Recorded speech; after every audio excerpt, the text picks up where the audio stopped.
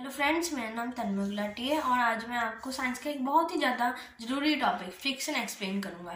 Friction क्या है, ये बात सभी सोच सोच के परेशान होते हैं। फ्रिक्शन भी एक फोर्स है, ये बात जानते होंगे, आप जरूर जानते होंगे।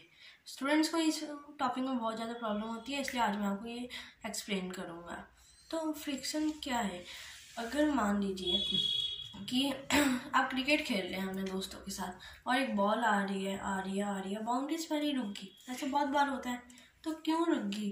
क्योंकि उसके ऊपर उल्टी डायरेक्शन में एक फोर्स अप्लाई हो रही है, इसलिए वो रुक गई।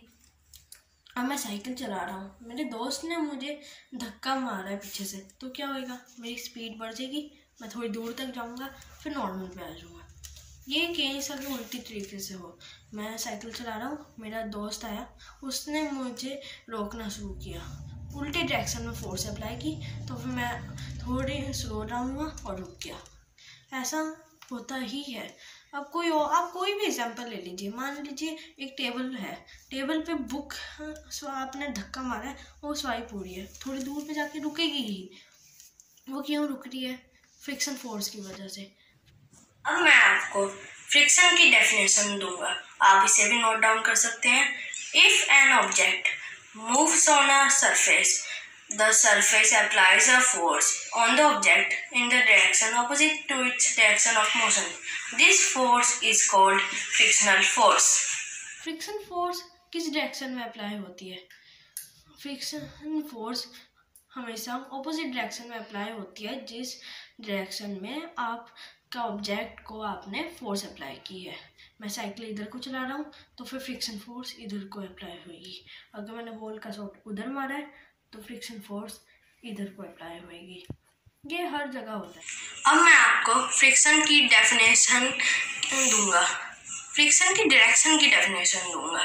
Friction acts in the direction opposite to the direction of motion. आप इसे नोट डाउन कर सकते हैं।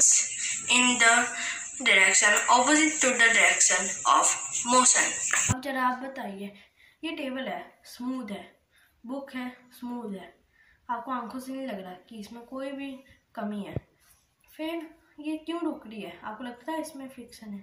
अगर आप इसे माइक्रोस्कोपिक लेवल से देखें तो इसमें आपको बहुत सारे गड्ढे दिखेंगे, एक्सट्रीम, और बहुत सारी इरेगुलरिटीज भी, जिसकी वजह से बुक के गड्ढे और वो गड्ढे एक दूसरे में स्मैश अप होंगे। जैसे कि मेरी उंगलियां एट अ टाइम हो रही है, क्योंकि फंसने की वजह से वो एक दूसरे को धक्का मारेंगे, टेबल उसे रोक लेगा और बुक की स्पीड स्लो होएगी। अगर स्लैंटिंग भी है, तब भी एक amount of force friction apply करेगी ही। ऐसा हर जगह होता है। अब मान लीजिए आप कैरम बोर्ड खेल रहे हैं, कैरम बोर्ड खेलते वक्त आप जब भी किसी स्ट्राइकर को आपने धक्का मारा, वो थोड़ी दूर तक गया, रुक गया। अब अगर आपने ये धक्का पाउडर डालने के बाद मारा है, तो फिर पाउडर के बाद वो थोड़ी दूर तक गया। क्यों? क्योंकि जो इरेगुलरिटीज थी वो उस पाउडर ने अभी ख़त्म कर दी। ख़त्म तो नहीं मैं कह सकता, लेकिन ज़्यादातर भर दी हैं, कम कर दी हैं, क्योंकि फ्रिक्शन को हम कभी भी ख़त्म नहीं कर सकते। हाँ, सरफेस को एक्सट्रीमली स्मूथ कर सकते हैं, ऑयल गिरा सकते हैं, पाउडर गिरा सकते हैं, लेकिन फ्रिक्शन कभी भी ऑयल, पाउडर, कोई भी चीज़ ख़त्म नहीं कर सकती। मैं आपको फ्रिक्शन के कॉज की डेफिनेशन दूंगा, आप इसे भी नोट डाउन कर सकते हैं। Friction force is caused due to interlocking of irregularities of the surfaces of two objects in contact. Thank you friends, यही है फ्रिक्शन की फुल डेफिनेशन। और अगर आपको मेरा वीडियो अच्छा लगा है तो फिर इसे लाइक एंड सब्सक्राइब जरूर कीजिएगा, और साथ ही साथ मैं फ्रिक्शन के टाइप्स के ऊपर अगली वीडियो जल्दी बनाऊंगा। अगर आप वो वीडियो देखना चाहते हैं तो फिर मुझे बताइएगा। धन्यवाद, कमेंट जरूर कीजिएगा मेरी वीडियो कैसी लगी। थैंक्स।